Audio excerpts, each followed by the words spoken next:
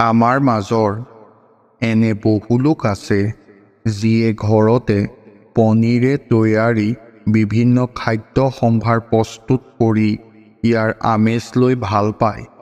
কিন্তু বজাৰৰ পৰা কিনি অনা পনীৰখিনি আচল নে নকল কেনেকৈ চিনাক্ত কৰিব? শুনি চাগে নিশ্চয় আচৰিত হৈছে যে পনীৰনো কেনেকৈ নকল হ'ব পাৰে।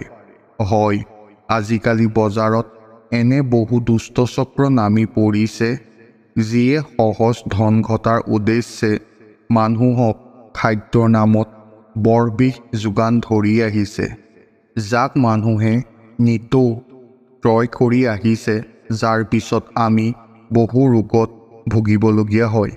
সেয়ে ক্ৰয় কৰাৰ পূৰ্বে আমি ভালদৰে খাদ্য সামগ্ৰী পৰীক্ষণ কৰা উচিত, যাতে ইয়াৰ পৰা আমি কোনো ৰোগত ভুগিবলগীয়া নহয়।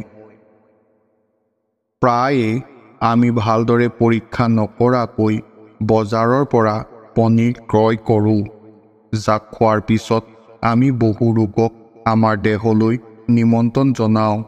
সেয়ে আজিৰ পৰা পনীৰ ক্ৰয় কৰাৰ পূৰ্বে পনীৰখিনি আচল নে নকল চিনাক্ত কৰিবলৈ তলত উল্লেখিত এই পদ্ধতিসমূহ অনুসৰণ কৰিব পাৰে। Pressure test. বজাৰৰ পৰা অনা পনীৰ প্লেট এখনত উলিয়াই লওক। অতি লঘু চাপ দি হাতেৰে গুৰি কৰিবলৈ চেষ্টা কৰক।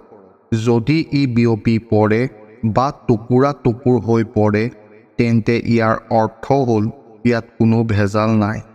যদি এনে নহয়, তেন্তে ই ভেজাল হোৱাটো সম্ভৱ। দৰাচলতে ভেজাল পনীৰত যোগ কৰা মৌলবোৰে গাখীৰৰ গুণাগুণ নাইকিয়া কৰাৰ ফলত ই কঠিন হৈ পৰে আৰু ফলত ই বিয়পি নপৰে। আয়োডিন পৰীক্ষা। পনীৰৰ সৰু অংশ এটা লৈ 5 মিনিটমান পানীত উতলিবলৈ দিয়ক। প্লেট এখনত উলিয়াই দিয়াৰ পিছত ঠাণ্ডা হ'বলৈ দিব। ইয়াৰ পিছত ইয়াৰ ওপৰত কেইটোপালমান আয়োডিন টিংচাৰ দিব। যদি পনীৰৰ ৰং নীলা হয়, তেন্তে ইয়াৰ অৰ্থ হ'ল গাখীৰত কৃত্ৰিম উপাদান মিহলাই এই পনীৰ তৈয়াৰ কৰা হৈছে। ৰহৰ দালিৰ সৈতে পৰীক্ষা। প্ৰথমে এটা পাত্ৰত পানী লৈ তাত পনীৰৰ টুকুৰা এটা লৈ উতলিবলৈ দিয়ক।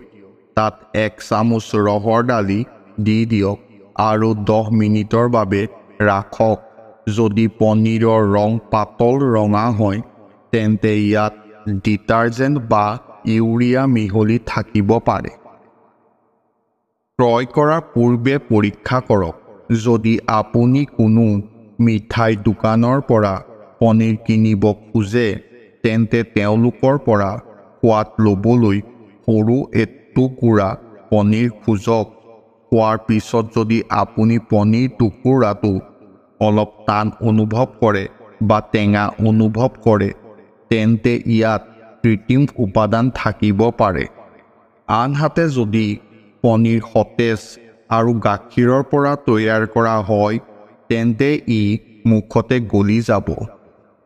যদি আপুনি এই ভিডিঅ'টো চাই ভাল পালে, তেন্তে ভিডিঅ'টো লাইক আৰু শ্বেয়াৰ কৰক আৰু এনেকুৱা ধৰণৰ ভিডিঅ' পাই থাকিবলৈ আমাৰ চেনেলটো ছাবস্ক্ৰাইব কৰি লওক।